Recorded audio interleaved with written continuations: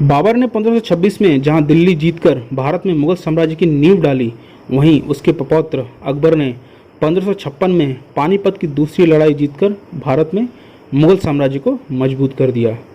अकबर के प्रशासन की कुछ उदारवादी नीतियों के कारण मुगल साम्राज्य में काफ़ी हद तक शांति कायम रही, लेकिन अकबर के मृत्यु के पश्चात मुगल साम्राज्य में अस्थिरता बढ़ गई। कई मोर्चों पर विद्रोह होने लगे और सत्ता की बागडोर जहांगीर शाहजहां से होते हुए पहुंची औरंगजेब के हाथों में।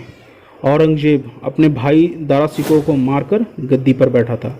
एक तरफ जहां मुगल साम्राज्य में सत्ता का हस्तांतरण हो रहा था और गद्दी औरंगजेब के हाथों में जा रही थी, वहीं दूसरी तरफ दक्षिण में कोंकण में एक महान योद्धा का उदय हो रहा था। उस महान योद्धा को आज पूरा भारतवर्ष छत्रपति शिवाजी महाराज के रूप में जानता है। हम शिवाजी महाराज के ऊपर इस बन रही सीरीज में ये महत्वपूर्ण कहानी लेकर आए हैं, सूरत के लूट की। इसे हम लूट ऑफ सूरत, सैक ऑफ सूरत या बैटल ऑफ सूरत भी कह सकते हैं। वह सूरत उस वक्त गुजरात का ही नहीं बल्कि मुगल साम्राज्य का एक महत्वपूर्ण हिस्सा था और उसका कारण था कि सूरत बहुत ही धन धान्य से परिपूर्ण था। और इसकी एक सबसे बड़ी वजह थी कि सूरत एक बड़ा बंदरगाह था जिसके आसपास बड़ी संख्या में अंग्रेजी, फ्रांसीसी और इसके साथ साथ बड़े मुगल व्यापारी भी रहा करते थे। ये मुगल व्यापारी काफ़ी धनी थे। सूरत के बंदरगाह पर बड़ी मात्रा में व्यापार होता था और जहां सामानों का आयात और निर्यात होता था, और इन सामानों के आयात और निर्यात पर चुंगी कर लगती थी और इस चुंगी कर से मुगल सेना को और मुगल साम्राज्य को बड़ी मात्रा में आय होती थी। इसके अलावा यहाँ की मंडियों और बड़े बड़े गोदामों में करोड़ों की मात्रा में धन संपदा थी जिस पर भी कर लगता था। इतिहासकार यदुनाथ सरकार के मुताबिक एक कारण था कि औरंगजेब ने दक्षिण और कोंकण के क्षेत्र को काफ़ी लूटा था और छत्रपति शिवाजी महाराज इसका बदला लेना चाहते थे। वहीं दूसरी तरफ एक और कारण था कि वो अपनी सेना को मजबूत करना चाहते थे और इसके लिए बड़ी मात्रा में धन की आवश्यकता पड़ती, और इसी वजह से सूरत का चयन किया गया। एक तरफ जहां सूरत शिवाजी महाराज के अधिकार क्षेत्र से लगभग 300 किलोमीटर दूर पड़ता था और वहीं ये मुगल साम्राज्य की कड़ी सुरक्षा में था। उस वक्त सूरत का सूबेदार था इनायत खां, जो कि काफ़ी भ्रष्टाचारी था। औरंगजेब ने सूरत की रक्षा के लिए 5000 सैनिकों को तैनात किया था और उनका वेतन भी मुगल राजकोष से आता था, लेकिन इनायत खां इतना भ्रष्टाचारी था कि उसने 1000 सैनिकों की सिर्फ तैनाती की थी और बाकी 4000 सैनिकों का वेतन ये हड़प लेता था। रणनीति की रचना करने से पहले ये जरूरी था जानना कि सूरत में स्थित मुगल प्रशासन की कमजोर और मजबूत जड़ क्या है। अक्टूबर-नवंबर के बीच 1663 के मध्य में बहिर्दी नायक को छत्रपति शिवाजी महाराज ने अपना गुप्तचर बनाकर सूरत भेजा। बहिर्दी नायक ने हर एक चप्पे चप्पे की, इंच इंच की जानकारी जुटाई और सूरत के बड़े व्यापारियों के बारे में पता किया, आयात निर्यात के बारे में पता किया, वहाँ के जो लोग हैं उनके बारे में पता किया। इसके अलावा सूरत के प्रमुख मार्गों के बारे में पता किया, उस पर तैनात सैनिकों की गतिविधियों के साथ साथ सूरत के घुसने के रास्ते हैं उन सब का लेखा जोखा लाकर शिवाजी के सामने रख दिया।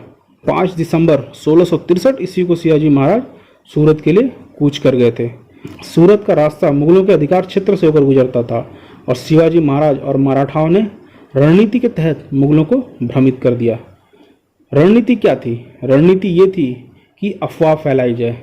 शिवाजी महाराज की रणनीति के तहत यह अफवाह फैलाई गई कि शिवाजी महाराज छेउल और भशिन की तरफ निकल पड़े हैं, जो उस वक्त पुर्तगालियों के अधिकार क्षेत्र में था। अफवाह फैलाई गई कि आक्रमण इन्हीं क्षेत्रों पर होगा और मराठाओं की टुकड़ी जो कि कल्याण के आसपास थी, उसने शिवाजी महाराज के जंजीरा दुर्ग पर आक्रमण की अफवाह उड़ाई। इससे मुगलों को लगा कि शिवाजी महाराज अभी भी दक्षिण के अभियानों में व्यस्त हैं। इसी बीच मराठाओं की कई टुकड़ियों ने अफवाह उड़ानी शुरू कर दी कि शिवाजी महाराज नासिक जा रहे हैं और नासिक से होते हुए वो औरंगाबाद की तरफ निकल जाएंगे और औरंगाबाद पहुंचकर वो वहाँ औरंगजेब के पुत्र बहादुर शाह पर आक्रमण करेंगे। मुगलों का पूरा गुप्तचर विभाग और उसके साथ साथ मुगल सैन्य नायक भी सकते में आ गए। वैसे तो ये एक अफवाह थी, लेकिन ये अफवाह सच भी हो सकती थी। इसी कारण आसपास के क्षेत्र के मुगल सैन्य नायक औरंगाबाद की तरफ बढ़ गए। इसी क्रम में पुणे और आसपास के क्षेत्र में तैनात मुगल सैन्य नायक जसवंत सिंह औरंगाबाद की तरफ रवाना हो गए और इससे पुणे के आसपास का जो क्षेत्र था वो खाली हो गया, वहाँ से मुगल हट गए थे। और इसी का फ़ायदा उठाकर शिवाजी महाराज सीधे चुपचाप सूरत की तरफ निकल पड़े। पूरी सेना रात भर चलती और दिन को जंगलों में छुपकर आराम करती थी। एक और मुगल जहां औरंगाबाद को घेरकर छत्रपति शिवाजी महाराज का इंतजार करते रहे, वहीं 4 जनवरी 1664 ईस्वी को छत्रपति शिवाजी महाराज सूरत पहुंच चुके थे। 5 जनवरी 1664 ईस्वी को जैसे ही ये खबर सूरत में पहुंची कि एक अनचाहा मेहमान सूरत की सीमा पर आ चुका है, वैसे ही सूरत में भगदड़ मच गई। सूरत के जो बड़े बड़े व्यापारी थे वो सख्ते में आ गए, यहाँ तक कि जो सूरत का सूबेदार था इनायत खान, वो भी सख्ते में आ गया। वो ये अच्छी तरह जानता था कि अपने 1000 सैनिकों को लेकर वो छत्रपति शिवाजी महाराज का मुकाबला नहीं कर सकता, और इसी कारण उसने छत्रपति शिवाजी महाराज के पास एक संदेश वाहक भेजा। इसी में इनायत खान ने उस संदेश वाहक के द्वारा छत्रपति शिवाजी महाराज को मारने की योजना बनाई। योजना कुछ यूं थी कि जो संदेश वाहक था वो छत्रपति शिवाजी महाराज के आसपास जाएगा और आसपास जाने के बाद वो चुपके से कटार निकालकर छत्रपति शिवाजी महाराज पर हमला कर देगा और इससे छत्रपति शिवाजी महाराज की मौत हो जाएगी। और इसी के बाद जैसे ही खबर मिलेगी, इनायत खान अपने 1000 सैनिकों के साथ आक्रमण करेगा। उधर छत्रपति शिवाजी महाराज के घायल होने के बाद या उनके मृत्यु के बाद मराठा सैनिकों का मनोबल टूट जाएगा और वो मराठा सैनिकों को मार देगा। लेकिन इस पूरी योजना पर पानी फिर गया, क्योंकि छत्रपति शिवाजी महाराज काफ़ी फुर्तीले थे और वो वार बचा गए। उस संदेश वाहक को मार दिया गया। एक तरफ जहां मराठा सैनिक काफ़ी क्रोधित हो चुके थे, वहीं दूसरी तरफ छत्रपति शिवाजी महाराज में भी क्रोध का उबार आ रहा था। लेकिन छत्रपति शिवाजी महाराज ने अपने आप को संभाला, क्योंकि वो सूरत को लूटने आए थे और ऐसे में वो सूरत पर आक्रमण कर सूरत को पूरी तरह से बर्बाद नहीं करना चाहते थे। छत्रपति शिवाजी महाराज ने इनायत खान के पास संदेश भिजवाया कि वो बड़े बड़े व्यापारियों को बोले कि जो भी संपत्ति है उनके पास वो छत्रपति शिवाजी महाराज के हवाले की जाए। छत्रपति शिवाजी महाराज ने ये भी कहा कि वीर जी वोहरा, जो कि उस वक्त सूरत के सबसे अमीर व्यापारियों में गिने जाते थे, न सिर्फ सूरत के बल्कि शायद विश्व के सबसे अमीर व्यापारियों में थे, क्योंकि उस वक्त उनकी संपत्ति लगभग 8 करोड़ रुपए के आसपास थी। वहीं दूसरी तरफ सैयद हाजी और सैयद बेग, 2 और बड़े जो व्यापारी थे, उनको भी छत्रपति शिवाजी महाराज के द्वारा ये संदेश भेजा गया कि अपनी संपत्ति भेज दो। इनायत खान छत्रपति शिवाजी महाराज से काफ़ी डर चुका था और वो जानता था कि वो छत्रपति शिवाजी महाराज से मुकाबला नहीं कर सकता है, और ऐसे में वो सूरत के किले में जाकर छुप गया। और उसके साथ साथ कुछ व्यापारी भी थे जो कि बड़े व्यापारी थे, वो जाकर छुप गए।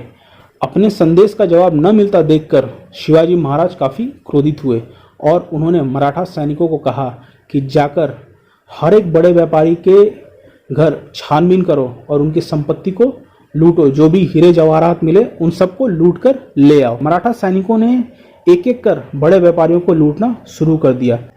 लेकिन इन सब लूट के बीच में छत्रपति शिवाजी महाराज ने आम नागरिकों पर दया की। उनसे कुछ लूटा नहीं गया, उन्हें छोड़ दिया गया। और इसके साथ साथ एक और व्यापारी था जिसे छोड़ दिया गया, जो कि बड़ा व्यापारी था, लेकिन फिर भी इसके बावजूद छत्रपति शिवाजी महाराज द्वारा उन्हें छोड़ा गया, क्योंकि वो गरीबों में दान पुण्य करते थे। इसके अलावा जो ब्रिटिश चर्च था, रोमन कैथोलिक चर्च था, उसे भी नहीं लूटा गया।